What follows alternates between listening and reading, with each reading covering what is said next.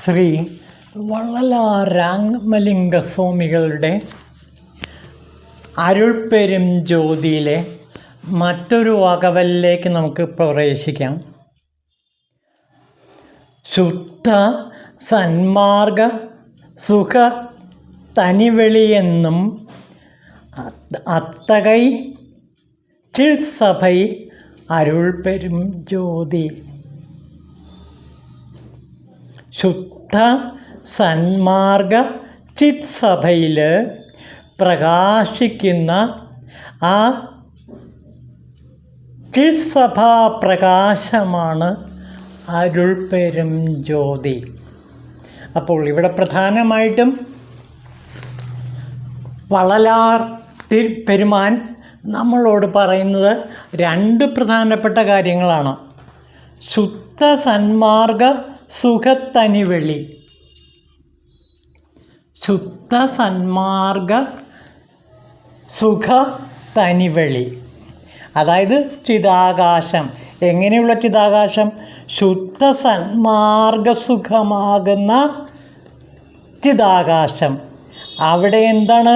ചിത് സഭ, ചിത്താകുന്ന സഭയിൽ പ്രകാശിക്കുന്ന ജ്യോതിയാണ് അരുൾപ്പെരും ജ്യോതി. ഇതിൻ്റെ ഭാവതലങ്ങൾ മനസ്സിലാക്കണമെങ്കിൽ നാം തിരുമൂലരുടെ തിരുമന്ത്രത്തിലേക്ക് തന്നെ പ്രവേശിക്കേണ്ടിയിരിക്കുന്നു.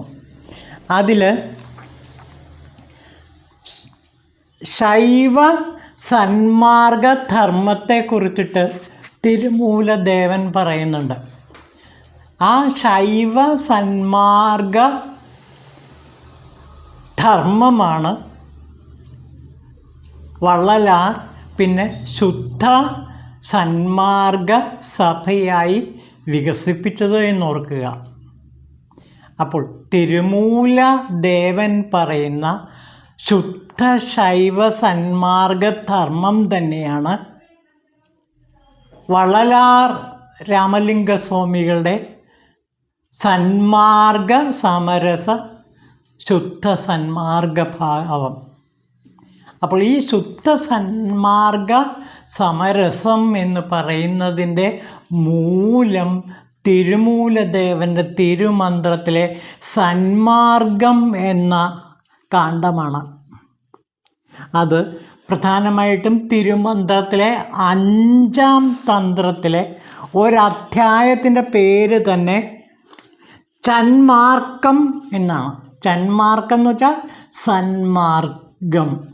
ആ സന്മാർഗത്തിൻ്റെ പൊരുൾ നമുക്ക് ആദ്യം മനസ്സിലാക്കണം. അങ്ങനെ സന്മാർഗത്തിൻ്റെ പൊരുൾ മനസ്സിലാക്കിയാൽ മാത്രമേ സന്മാർഗ ശുദ്ധ ചിത്സഭയുടെ ആ ദിവ്യപ്രകാശത്തെ നമുക്ക് മനസ്സിലാകുകയുള്ളൂ. അതുകൊണ്ട് ആദ്യം തിരുമൂലദേവൻ്റെ തിരുമന്ത്രത്തിലെ സന്മാർഗത്തിലെ കുറച്ച് ഭാഗങ്ങൾ നമുക്ക് നോക്കാം. അതിൽ ഞാനതിൻ്റെ മലയാളം അർത്ഥം മാത്രമേ വായിക്കത്തുള്ളൂ. ഇതിൻ്റെ മലയാള അർത്ഥം ചന്ദ്രശേഖരൻ നായരുടെ വ്യാഖ്യാനമാണ്. അത് ഏറെക്കുറെ നന്നായിട്ടുണ്ട്. അതുകൊണ്ട് ഞാൻ അതിൻ്റെ മൂലത്തിലെ തർജിമ തന്നെ വായിക്കാം.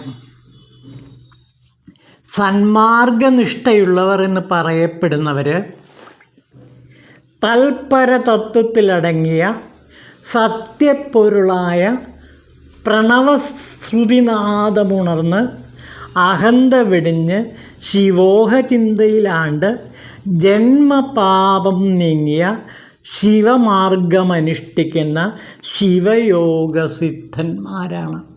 അപ്പോൾ ശിവയോഗസിദ്ധന്മാരുടെ മാർഗമാണ് ഈ ശുദ്ധ ശിവ സന്മാർഗധർമ്മം. അത് എന്താണ്? അവർ തൽപര തത്വത്തിലടങ്ങിയ സത്യപ്പൊരുളായ പ്രണവശ്രുതിനാദത്തെ ഉണർന്നവരാണ്. അതായത് പ്രണവത്തെ സാക്ഷാത്കരിച്ചവരാണ്. അരുൾപ്പെരും ജ്യോതിയെ സാക്ഷാത്കരിച്ചവരാണ്. കഴിഞ്ഞ ദിവസം നമ്മൾ പറഞ്ഞ ആ അകാര ഉകാര മകാരങ്ങളാകുന്ന പ്രണവം, ആ പ്രണവം എന്താണ്?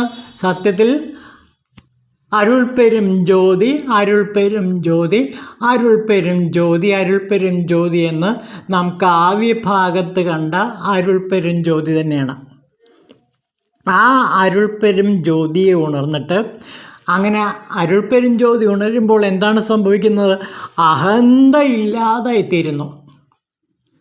പരിപൂർണമായും ആ ആണവ മലമില്ലാതായിത്തീരും.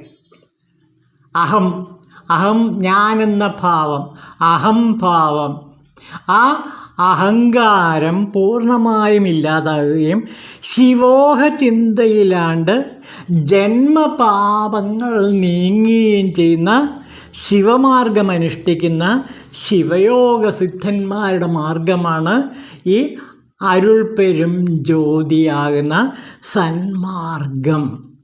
അപ്പോൾ നോക്കൂ, വള്ളലാർ ശരിക്കും തിരുമൂലദേവനിൽ നിന്നാണ് ഈ സന്മാർഗ സഭ തന്നെ രൂപീകരിക്കാനുള്ള ചിന്ത തന്നെ ഉണ്ടാകുന്നത്. അതിന് പ്രധാനപ്പെട്ട കാരണം തിരുമൂലരുടെ തിരുമന്ത്രത്തിലെ സന്മാർഗം എന്ന 5-ാം തന്ത്രമാണ്. നമുക്ക് അതിലെ കൂടുതൽ ഭാഗങ്ങളിലേക്ക് നോക്കാം. ശൈവ സിദ്ധാന്ത ശ്രേഷ്ഠനും നാഥനുമായ ശിവൻ ജീവന്മാരുടെ മുക്തിക്കായി സൃഷ്ടിച്ചരുളിയ ധർമ്മമാണ് സന്മാർഗം. അപ്പോൾ ശിവൻ, നമ്മുടെ നാഥനായ ശിവൻ ജീവന്മാരുടെ മുക്തിക്ക് വേണ്ടിയിട്ടാണ് ഈ ശിവമാർഗ സന്മാർഗം നമുക്ക് കാഴ്ചവെച്ചിരിക്കുന്നത്. അത് ശിവവേദമാർഗമാണ്, സന്മാർഗധർമ്മമാണ്. ജീവന്മാരുടെ മോക്ഷനിലയ്ക്ക് വേണ്ടി ഭഗവാൻ ശിവൻ സ്വയം അരുളി ചെയ്ത ശൈവസിദ്ധാന്ത ധർമ്മമാണ്. അപ്പോൾ ശൈവസിദ്ധാന്തത്തിൽ കാണുന്ന ആ ധർമ്മചിന്തയുടെ ഒരു സന്മാർഗം, ശുദ്ധ സന്മാർഗം, ശുദ്ധ സന്മാർഗം. ശിവദർശനം കാണുമാറ് പൂജിച്ച് ധ്യാനിച്ച് ഉരുകി ഉണർന്ന് സ്തുതിച്ച് ശിവപാദുകം ശിരസിൽ ചൂടി ഗുരുഭക്തിയോടെ മാലോകർ അനുഷ്ഠിക്കുന്ന ആചാരാദി അനുഷ്ഠാനങ്ങൾ ശിവമുക്തി സിദ്ധിയേകുന്ന സന്മാർഗധർമ്മമാണ്. കണ്ടോ? അപ്പോൾ നമ്മുടെയൊക്കെ വാസനാവിശേഷങ്ങളെ പൂർണ്ണമായും ഇല്ലാതാക്കാൻ വേണ്ടിയിട്ടാണ് ശിവനെ നമ്മൾ ധ്യാനിച്ചുരുകി ഉണർന്നു നിൽക്കുന്നത്. അപ്പോൾ ശിവന് വേണ്ടി പ്രാർത്ഥിച്ച് ഉള്ളുരുകി ഉണർന്നു നിൽക്കുമ്പോൾ ശിവമുക്തി സിദ്ധി ലഭിക്കുന്നു. അതുതന്നെയാണ് സന്മാർഗം. അങ്ങനെ എല്ലാ വാസനകളെയും ശിവൻ ഇല്ലാതാക്കി നമുക്ക് അചഞ്ചലമായ ഭക്തി കൊണ്ട് ഈ സന്മാർഗത്തിലേക്ക്, ഈ ശിവസന്മാർഗ ധർമ്മത്തിലേക്ക് പ്രവേശിക്കാൻ കഴിയും. അപ്പോൾ പറയുന്നതാണ്, ശിവഭക്തിയെക്കുറിച്ചിട്ടാണ് പ്രധാനമായിട്ടും പറയുന്നത്. നിതാന്തമായി ഉള്ളുരുകി ശിവനെ ഭജിക്കുന്നവരാരോ അവരെല്ലാം സന്മാർഗികളാണ്. അതാണ് ഇവിടെ പറയുന്നത്. ശിവനെ ഉള്ളുരുകി പ്രാർത്ഥിക്കുന്നവർ, അരുൾ പെരും ജ്യോതി, അരുൾ പെരും ജ്യോതി, തനിപ്പെരും കരുണൈ, അരുൾ പെരും ജ്യോതി എന്ന് പ്രാർത്ഥിച്ചു നിൽക്കുന്ന എല്ലാവരും ശിവയോഗികളാണ്. ആ ശിവയോഗികളുടെ മാർഗമാണ് ശുദ്ധ സന്മാർഗം.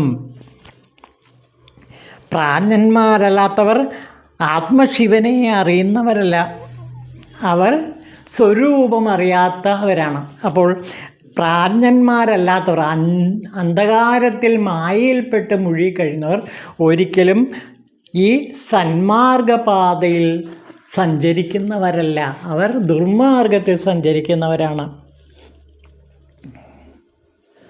ജീവനെ പാകപ്പെടുത്തുന്ന പഞ്ച അഗ്നിശക്തിയും കെട്ടടങ്ങി ശുദ്ധാത്മാവായി നിർവികൽപ്പ സമാധിയിലിരിക്കുന്നവരാണ് ഇങ്ങനെയുള്ളവർ. അവർ സകല ചിന്തകളും വെടിഞ്ഞ് ശിവോഹം എന്ന അവസ്ഥയിൽ എത്തിച്ചേർന്നവരാണ് സന്മാർഗത്തിലൂടെ ചരിക്കുന്ന ശിവയോഗികൾ. ഏതു മാർഗം സ്വീകരിച്ചവരായാലും അവരെല്ലാം ഇത് കേൾക്കൂ. ശിവയോഗികളുടെ ശിവതേജസ്സുള്ള മുഖമാണ് ശിവപീഠം. അവരുടെ ശരീരം ശിവൻ്റെ ആസ്ഥാനമായ ദേവാലയമാണ്.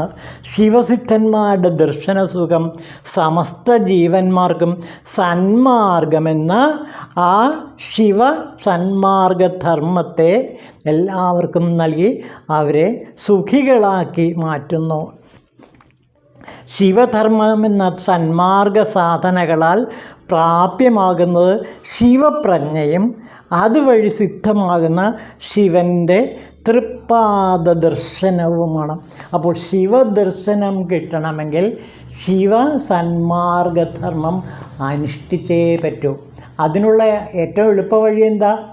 നിതാന്തമായി ഉള്ളുരുകി ശിവനെ പ്രാർത്ഥിച്ച് അരുൾപ്പെരും ജ്യോതിയായി നിലകൊള്ളുക. അതാണ് ആ മഹാമന്ത്രം. വള്ളലാർ പെരുമാൻ്റെ മഹാമന്ത്രം ഇതാണ്. അരുൾപ്പെരും ജ്യോതി, അരുൾപ്പെരും ജ്യോതി പെരും കരുണയാണ്. അതായത് അരുൾപ്പെരും ജ്യോതി എവിടെ നിന്നാണ് ഉണ്ടാകുന്നത്? കരുണയിൽ നിന്നും ജീവകാരുണ്യത്തിൽ നിന്നുമാണ് ഉണ്ടാകുന്നത്. അതുകൊണ്ടാണ് അരുൾപ്പെരും ജ്യോതി, അരുൾപ്പെരും ജ്യോതി തനിപ്പെരും കരുണൈ അരുൾപ്പെരും ജ്യോതി എന്ന മഹാമന്ത്രത്തിന് ഇത്രയേറെ ശക്തിയുള്ളത്. അത് ജപിക്കുമ്പോൾ തന്നെ, അത് ധ്യാനിക്കുമ്പോൾ തന്നെ, ഈ മഹാമന്ത്രം ഉരുവിടുമ്പോൾ തന്നെ വള്ളലാർ ദേവൻ്റെ അനുഗ്രഹം നമുക്ക് കിട്ടുന്നു. വള്ളലാർ ദേവൻ്റെ അനുഗ്രഹം കിട്ടുക എന്ന് വെച്ചാൽ വള്ളലാർ ആരാണ്? സാക്ഷാൽ ശിവതേജസ് തന്നെയാണ്. ശിവയോഗിയായ ശിവതേജസ്സാണ് വള്ളലാർ ഭഗവാൻ. അപ്പോൾ വള്ളലാർ ശരിക്കും ശിവനായി നിന്നുകൊണ്ട് നമുക്ക് അരുൾപ്പെരും ജ്യോതിയുടെ പ്രകാശത്തെ ഉള്ളിൽ ജ്വലിപ്പിച്ചു നിർത്തുന്നു. അത് ഏത് വഴിയിലൂടെ? സന്മാർഗ വഴിയിലൂടെ, ശുദ്ധ സന്മാർഗ വഴിയിലൂടെ. ഇതാണ് സന്മാർഗ വഴി, ഇതാണ് ശിവവഴി, ഇതാണ് ശിവയോഗം. ശിവയോഗത്തിലെ ഈ സന്മാർഗം അനുഷ്ഠിക്കുന്ന സാധകന്മാർ ജന്മനാ തന്നെ 3 വീതം ശിവശക്തികൾ നേടിയവരായിരിക്കുമെന്നാണ് പറയുന്നത്. നൽമാർഗമായ ജീവൻ മുക്തി നിലയിൽ പഞ്ചാക്ഷരമെന്ന വേദമന്ത്രത്തിനെ ജപിച്ചിരുന്നാൽ തന്നെ അവർക്ക് ഈ ശിവസന്മാർഗം ലഭിക്കും. അതായത് ശിവസാധനകൾ 4 അൽമന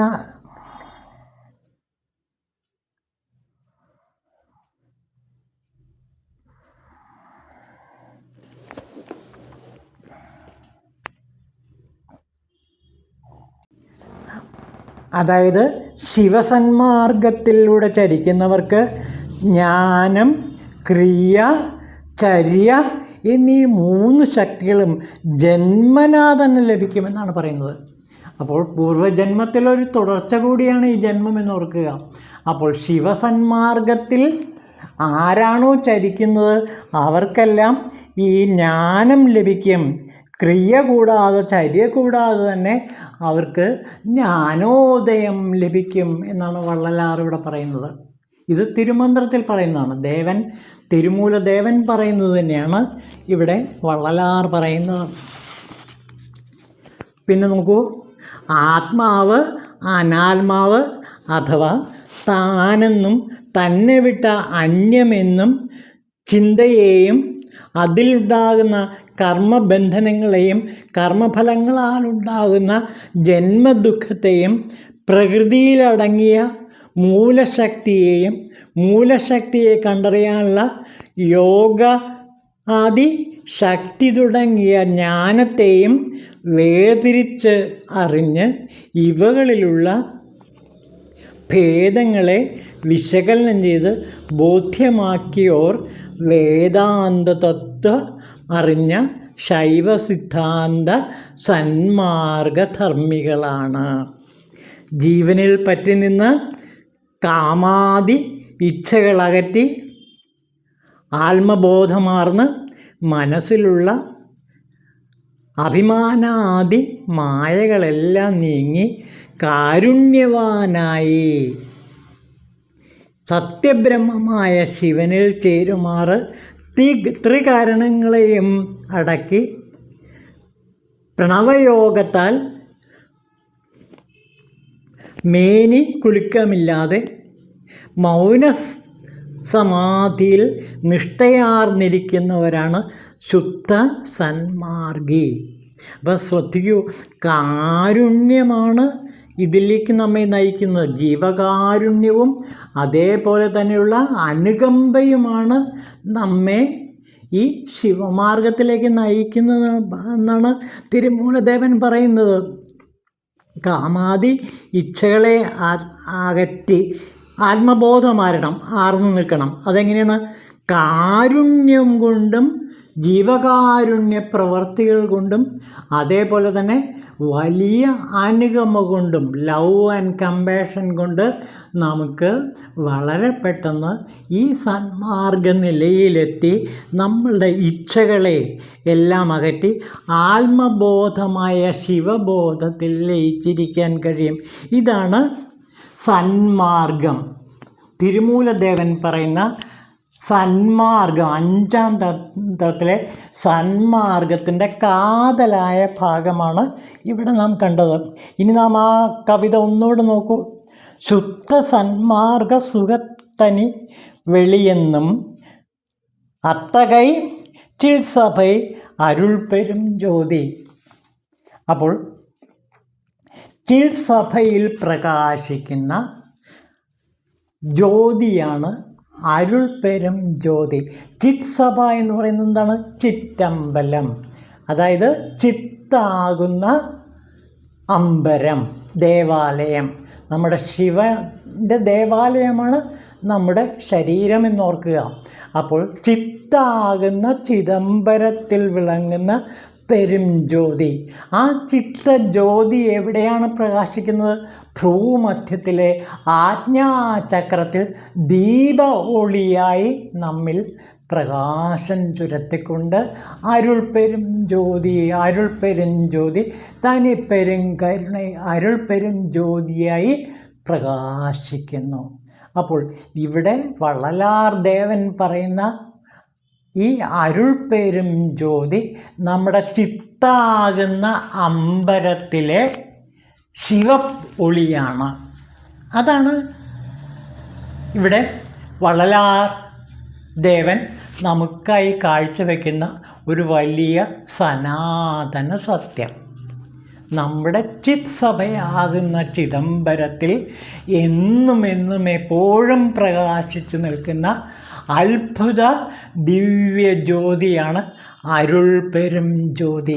അരുളാകുന്ന പെരും ജ്യോതി, ശിവൻ്റെ അരുളാകുന്ന ആ പെരുംജ്യോതി നമ്മുടെ ചിദംബരത്തിൽ, ചിത്താകുന്ന അമ്പരത്തിൽ എന്നും പ്രശോഭിച്ചു നിൽക്കുമ്പോൾ നാം സന്മാർഗ വഴിയിലൂടെ സഞ്ചരിച്ച് ശിവസായുജ്യം നേടുന്ന ശിവയോഗിയായിത്തീരും. അപ്പോൾ ഒരാൾക്ക് ശിവയോഗിയാകണമെങ്കിൽ ശിവസന്മാർഗ ധർമ്മത്തിലൂടെ ചരിക്കണമെന്ന് ഇവിടെ തിരുമൂലർ തിരുമന്ത്രത്തിലും അതുപോലെ വള്ളലാർ അരുൾപ്പെരും ജ്യോതിയിലും ഒരേ സ്വരത്തിൽ നമ്മളോട് പറയുകയാണ്. അങ്ങനെ ശുദ്ധ സന്മാർഗ വഴിയിലൂടെ സഞ്ചരിക്കുമ്പോൾ നമ്മുടെ ചിത് സഭയിൽ തിരുവരുൾ പ്രകാശം, തിരുവരുൾ ജ്യോതി പ്രകാശിക്കുന്നു. ആ പെരുംജ്യോതിയുടെ മുമ്പിൽ വള്ളലാർ ദേവൻ്റെ മുമ്പിൽ പ്രണാമങ്ങൾ അർപ്പിച്ചുകൊണ്ട് നമ്മയെല്ലാം ഈ ശുദ്ധ സന്മാർഗ വഴിയിലേക്ക് വള്ളലാർ പെരുമാൻ നമ്മെ നയിക്കട്ടെ എന്ന് പ്രാർത്ഥിക്കുന്നു. അപ്പോൾ ഓർക്കുക, ഇതെല്ലാം നമ്മുടെ ചിത്താകുന്ന സഭയിൽ, അതായത് ചിത്തത്തിൽ നടക്കുന്ന പ്രക്രിയകളാണ്.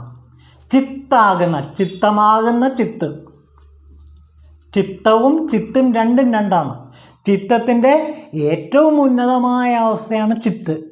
ആ ചിത് സഭയാണ് ചിദംബരം, ശിരസിലെ ആ ഭാഗം. ആ ശിരസാകുന്ന ചിദംബരത്തിൽ, ചിറ്റമ്പലത്തിൽ ഈ അരുൾപ്പെരും ജ്യോതി പ്രകാശിച്ചു കൊണ്ടേ നിൽക്കുന്നു. ഏതിലൂടെ? ജീവകാരുണ്യത്തിലൂടെ, അതേപോലെ തന്നെ അനുകമ്പയിലൂടെ, സ്നേഹത്തിലൂടെ. അപ്പോൾ ലവ് ആൻഡ് കമ്പാഷനാണ് ഈ സന്മാർഗ വഴി, ഈ ശിവസന്മാർഗ വഴി. അതിലൂടെ ഒരാൾക്ക് ശിവയോഗിയായി ശിവസായുജ്യം നേടി ചിത്സഭയിലെ ഈ തിരുവരുൾ പ്രകാശമായിട്ട് ജ്വലിച്ചു നിൽക്കാൻ കഴിയും. ഈ ജ്വലിച്ചു നിൽക്കുന്ന അവസ്ഥ